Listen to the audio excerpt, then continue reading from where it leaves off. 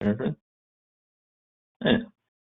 Hello, I am Richard Tackett, Editor-in-Chief of School Bus Ride, the official publication of the National Association for Pupil Transportation.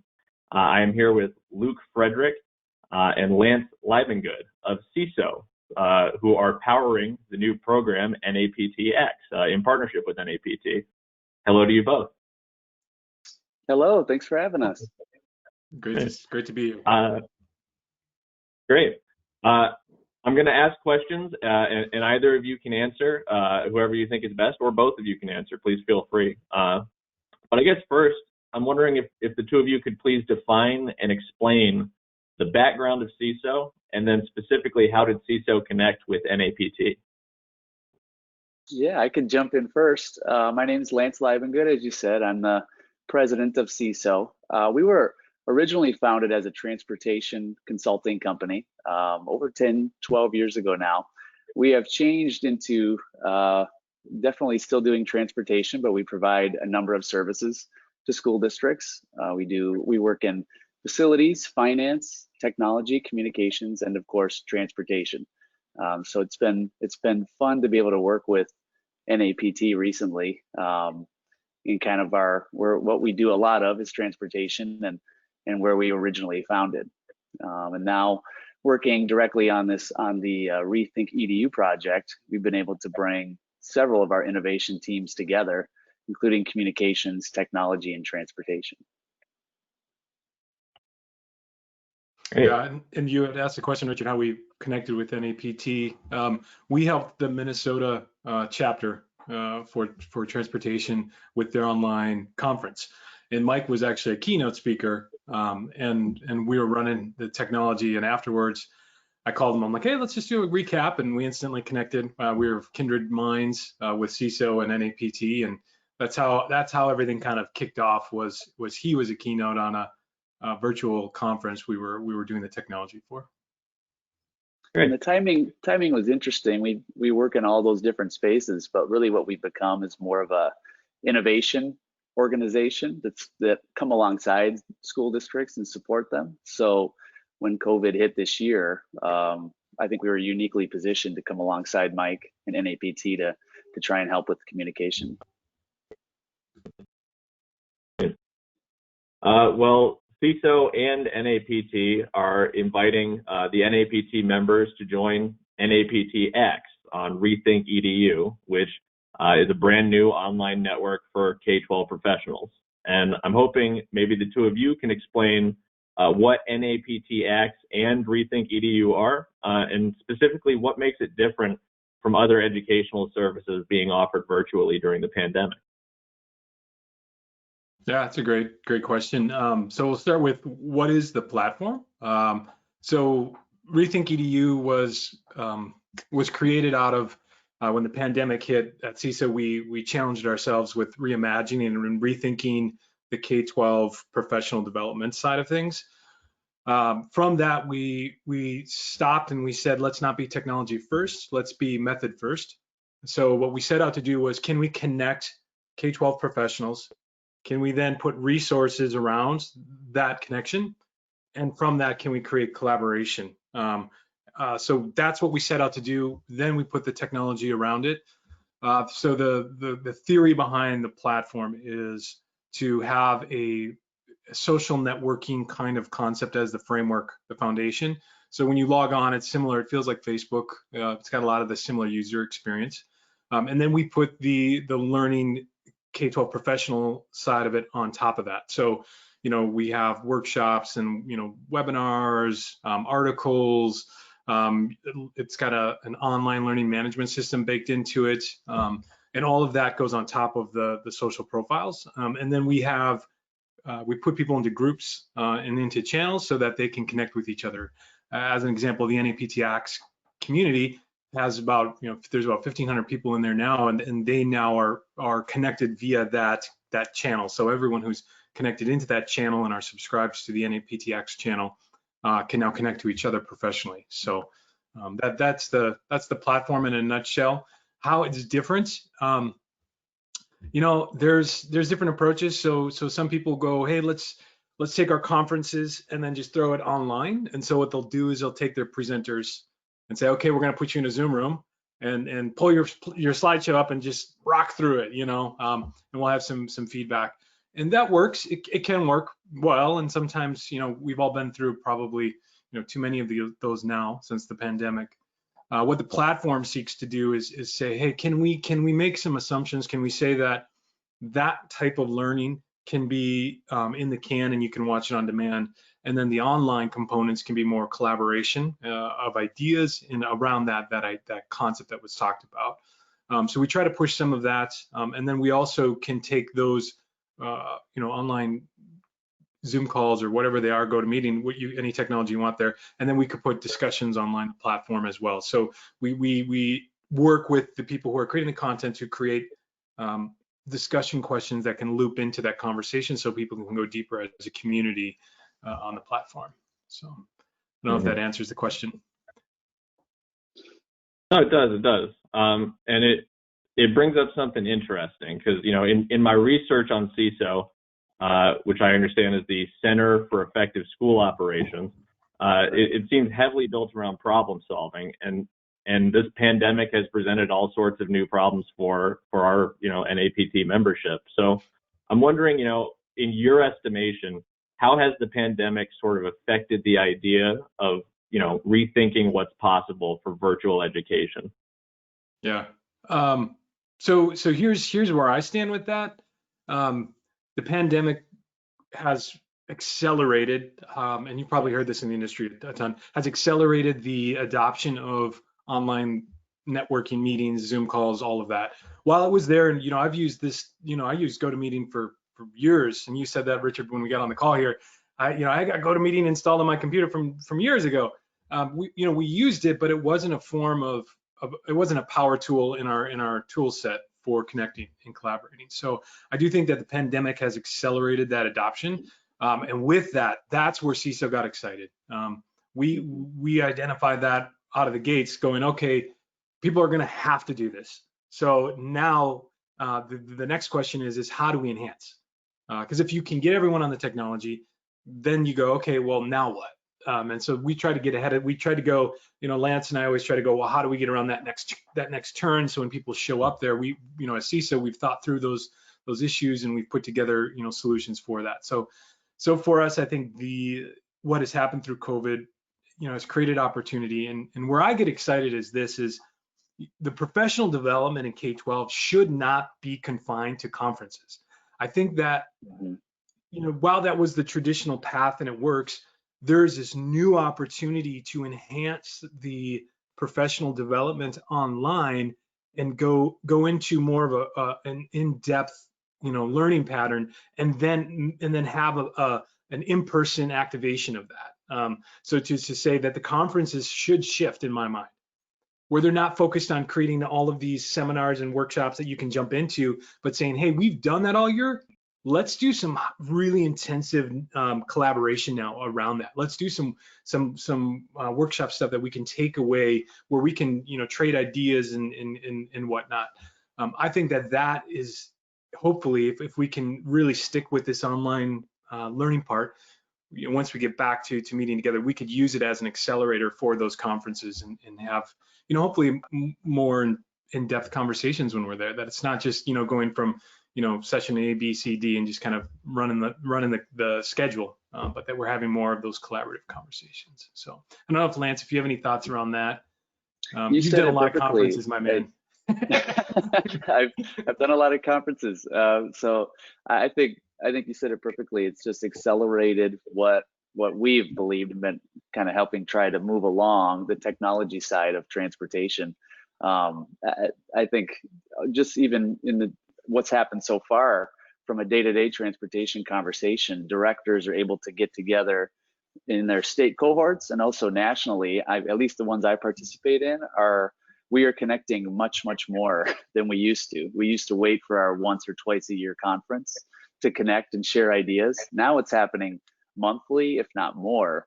And there's hundreds of us coming together at once, sharing ideas quickly and on the spot with challenges that and if you're working in transportation in schools right now, there's new challenges every week new information coming out. So we're able to stay on top of it quickly. I think this has just been an acceleration on what is going to be really great for the industry moving forward. So we were really, part of us was excited for the opportunity, for this need that we've been talking about and dreaming about for so long on our innovation team. But this 2020, we had to move quickly on how to put it together to make sure that we are able to be in the right spot to support schools. Yeah, and I'd say too, on top of that, Richard, sorry, I'm going to cut you off because there's just a little bit more with it. The big opportunity I think that we're sitting in front of is taking the silo effect of associations down and creating equal access to learning. I think this is important because currently the K-12 professional development content is locked behind membership walls with these associations. And that has an inherent problem where there's, every association has its own website you got to go into and log into. So what happens there is there's not an ability to have cross collaboration of disciplines, between like transportation directors and SUPs and principals. With the platform of RethinkEDU, what we're trying to do is create channels for the associations and remove those silos so that there's equal access to content across discipline. We really believe that will open up a lot of conversation and a lot of innovation, because you may have a SUP who would never run into the content that's in NAPT because the SUP doesn't think they need to be a member of NAPT necessarily, and so therefore they miss out on all of this great content. Well, if it's not about membership and it's about a channel, I can see maybe a keynote that Mike and his team are putting together, and as a SUP go, oh wow, that's interesting, I need to know that. And all of a sudden I just crossed the silo, quote unquote, because the silos are no longer there, and I'm getting that information, and it's helping me be more informed as a SUP in that scenario, and then also allowing me to have a vocabulary that I can speak to my transportation director on a more efficient level, and also bring ideas that I hear from there to my transportation director if I'm a SUP, and bring that innovation into our local chapter. So, Lance and I, we really want that. We really, really are trying to take those silos down and create that equal access to training on the platform. Can I make one more comment? You got me thinking again. One great partnership, and to me, one of the main purposes of the NAPT is to be a national voice for transportation. And I think us partnering in this way and with RethinkEDU and everything we've just explained about being a voice and getting in front of superintendents and finance people and board members, I think we're helping enhance what is the original and probably most important mission of NAPT, which is to represent our transportation industry. Mm-hmm. Well said. And that dovetails well into my next question, which is all about that content that you're talking about. In speaking with NAPT, they're currently tailoring that content, that educational material, based on research from focus groups of the members, basically to ensure the delivery of relevant subject matter. So talking about what they're talking about. Why do you think this RethinkEDU scenario is the best way for the members to, receive that sort of material? Yeah. Is it the best way? I don't know. I'm sure there's always a better way to do it, right? I think it is a way. I think it's an evolution, natural progression of where we are going from a K-12 professional development side. I pulled some of my learning from another platform that we worked with. So there's a lot of that it was more ahead of the curve from a technology side, and we brought some of that learning into this space. There's always a better way, I'm sure. But why we're excited about this specifically is because it wasn't technology first in our minds, it was more of a methodology first. And because of that, the experience is more, in my perspective, more unified around the end user and creating access to content and putting it in their library and all of that stuff. So I think, right now we're positioned well, I would say, to help, take that accelerated experience that everyone's having now with Zoom calls, and then do the now what concept to go, okay, now we've got Zoom calls, but now what? And that now what in my mind is what Rethink does, which is take content, put it in front of you as a user, create cross collaboration, allow you to be in a community and dialogue about that, you know, in a way that is long lasting. So I think the other thing too here is a lot of associations may have gone onto a virtual conference, and they might have an experience that is kind of touching on what we do, but it's finite. It's an event. It's a week long, right? So with the platform, this thing is always there. It's like Facebook. You open it up, you log in the morning, and there's the content, and there are the conversations. And the more you engage in it, the more your library fills out. So I think that's a big aha moment is that it's not just a one-time event. It's a platform, so it's always there. And then also why I think it's positioned well, hopefully, is you know, again, we're creating equal access to that learning, where, you know, NAPT has a channel, but they're gonna have multiple channels. The local, and this is really fun, Richard, the local state chapters now for transportation are jumping on the platform, and they're creating their own channels. So think of this. I mean, now I'm sitting here in Minnesota, and I'm potentially getting content from somebody in California that I didn't have access to because before I wasn't a member of their association, their local chapter. So I didn't have access to it. But now from the platform, I can access it. So I mean, just that part of it is the aha moment for me. I think that's where we go, okay, this platform really has got some legs to it. If people, the content creators, the associations put their content on it. So I think to answer your question too, I don't know that it's the best option, but I think it's the best option right now. I think for what we need, I think it is the best choice. But the fun part is, and we're again lucky to be a part of it, we're an innovation company. And I think like Facebook, they didn't know what they had in the beginning, and it's gonna move and grow in whatever the needs of our people are, whatever the transportation director needs are, whatever the content is put in. You guys, everyone else gets to be part in creating that and changing as we go. So we're excited to see where we end up a few years from now. Yeah, to dovetail off of what Lance is saying, you know, as CISO, one of our value props is we get to come in as an outsider, and Lance said this, we get to innovate. So part of our job is to come into a district, let's say, and see all of the routing, see all of the different parts of what they're doing, and then recommend something that maybe they'd never thought of because they're in it every day. Same with this, the associations, they've been serving their members a certain way. And so CISO can come in around like the NAPTs and say, hey, awesome, and what if? You know, and let's take this platform, and what if we did this? And then, you know, Mike, if anyone knows Mike, he doesn't say this, but the guy's a visionary. I mean, he's awesome. So he's right there with you. He's like, yeah. And then what if? And I'm like, whoa, you know, so I think that's where the collaboration with NAPT and Mike and the team and CISO has worked so well, is because, you know, he sees things we don't from the association. We see things he doesn't because we're not in the association. And together, the platform has really, the NAPTX channel has really developed into what it's become. So. Yeah. Well, speaking of that, you know, when can we expect to see X? And then, you know, more importantly, I guess, what were we going to see to kick off that 40 weeks of professional content?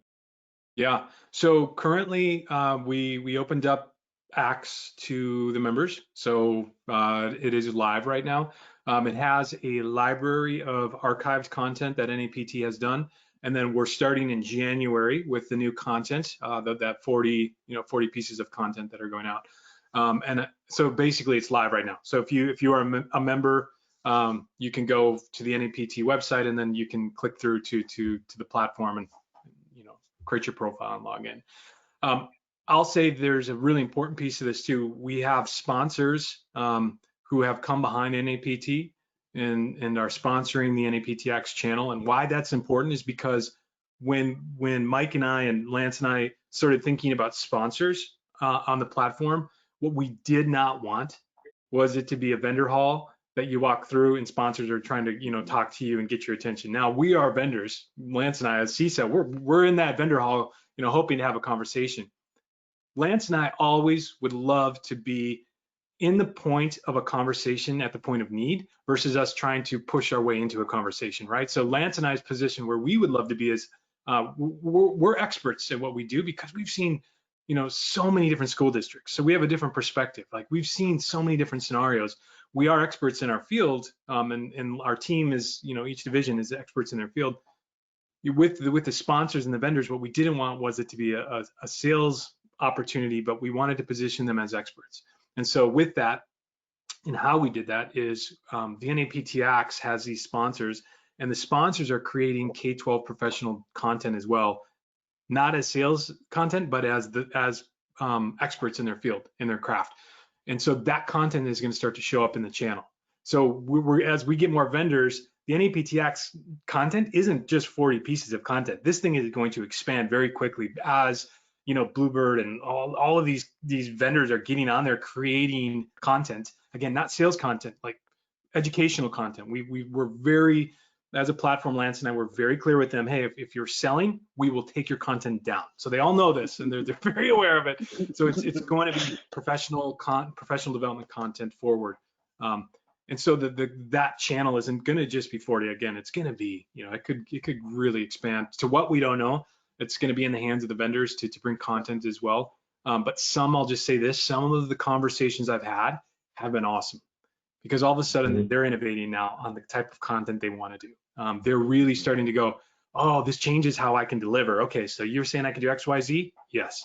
Awesome. What if we did this? It's like, beautiful, go for it. So I do think that's going to really enhance the experience for our members, or the members of NAPT specifically. So. Yeah.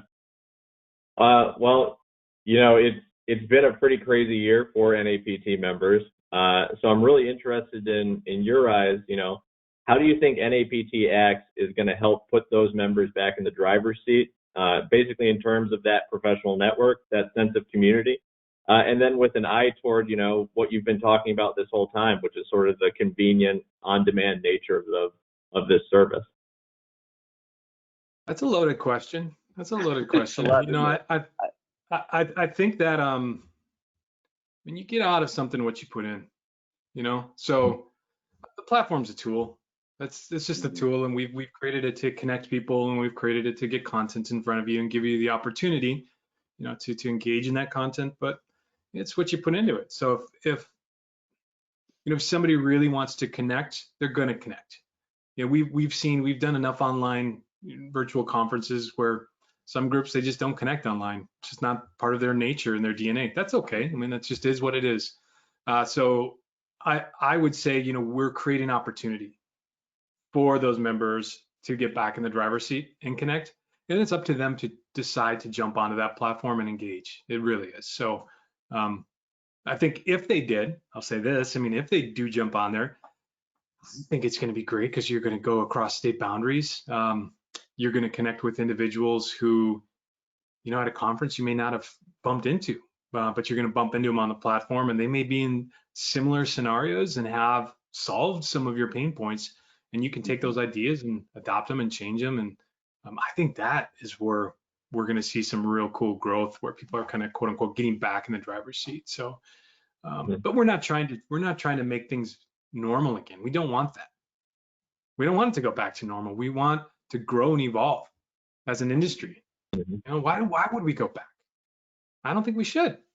I think we should say, hey, let's take this and let's reapproach how we do K-12 professional development. Let's embrace these changes, and we're all going to be better for it.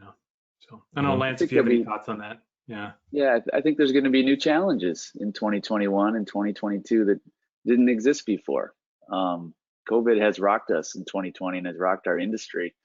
And I think we're tired, and we need to be strong and get together because it's not done yet. I think we have to regain our composure after this. Hopefully some people got to take a holiday break, but we need to come back. I know in a lot of states are reopening early in 2021. And we need to be sharing our ideas. We need to be encouraging each other, because the battle's not done.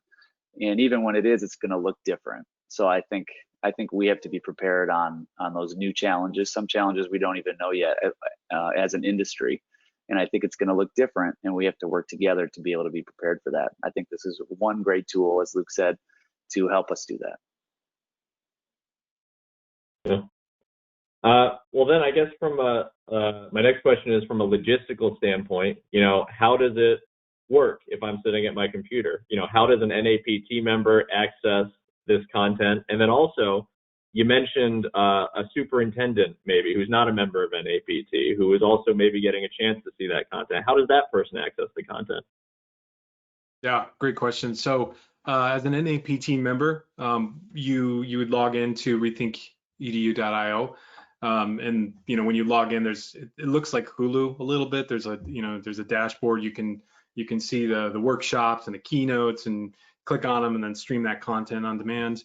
There's also a community part. You click on that. It's got forums where there's a bunch of different discussions. I can engage in those discussions that have high-level topic categories, and in that there's multiple conversations happening. I can see all the members within NAPTX, so I can search for members, connect with them. The platform allows you to do in-app messaging, to follow, everything you would expect with Facebook. So that's the experience you would have. We're launching the platform. NAPT acts as a big part of that content. So as we're working with other associations, we're pulling in their content. This, as it evolves, those other channels start to open up. So you can start searching into those channels and connecting into that content. So that's how a SOUP might bump into it. Is they can, from the NAPT site, you can access that channel, and then you can see the content and decide to watch it or engage in it. So yeah. Great. Well, one last question, and it's something that you guys, alluded to without me even asking, but I'm just interested in drilling down a bit more. And, how do you see this platform evolving, beyond just the 40 weeks that we have set out here? Yeah, I mean, as an innovator, I have hopes and dreams for the future, and I've also, Lance and I've done this enough where we know it never turns into what you think it's going to be, but you listen how people are using it, and it changes. So what I say right now isn't necessarily what it could be or would be or should be or can be. That's more of what we see it, where we see it going. I really think our opportunity as K-12 is to say, hey, let's adopt this platform across associations. Let's remove the silos. Let's create equal access to professional development and collaborate around it. If theoretically every national association, every state chapter had all of their K-12 professional content on here, it would be the Apple App Store effect, where all of a sudden you have, the end user has access to awesome apps, and it's curated, and it's, you have your own library and all of that stuff. So that, I think, is our opportunity. It's going to take all of us together saying, hey, this is a tool, let's all use it. So again, if nobody uses it, the tool doesn't get used. So the future of this, in my mind, is as more associations get on, that equal access to learning can take place, and the collaboration. I really think that the other powerful part of the platform, which we're releasing in January-ish, we're actually releasing an app for it. So currently it's a web-based. Mid-January, we're starting to we'll be close to releasing the app itself, so you can go into the Google Apps, Google Store, the Apple App Store, download it. So that'll be a powerful part. But what'll happen too is in January we're releasing part of the technology on the platform which learns what you're engaging with and then recommends better and better content around that. That only has an effect if there's a ton of content on the platform. So as more and more vendors create content, and as more and more associations do, to get through that content, like every platform, the challenge is how do you put the right content in front of you? So that part of the technology is getting launched in January as well. So you'll start to see some of that, which I think will be powerful. And then my final note for what I'm excited about is how we can allow then the district, let's say, to come onto the platform, and then the SOUP and the principal and the transportation director and communication director can all be a part of that group, which we're unlocking. So districts can actually have a private group on the platform. And then they're going through content together as a team, and they're starting to collaborate as a team. I think that's where this thing really turns on, because that's where you see that cross collaboration. That can only happen though when the silos disappear. So we've got to get rid of those silos. We have to create equal access to content from association to association, so that a district can put their entire team on this, and they can kind of cherry pick that content and create, a professional development track for their team that's tailored to them. That is, unique to what the SOUP's vision is for that district. I think that is going to be that final kind of aha moment with the platform. So. Great. Well, Luke and Lance, that does it for our questioning. Thank you so much for your time, and we're very excited for the NAPTX platform to really get rolling, as you say. We're very excited, and we're grateful to be able to partner with NAPT. It's going to be an exciting year. Yep. Thank you. Thank you.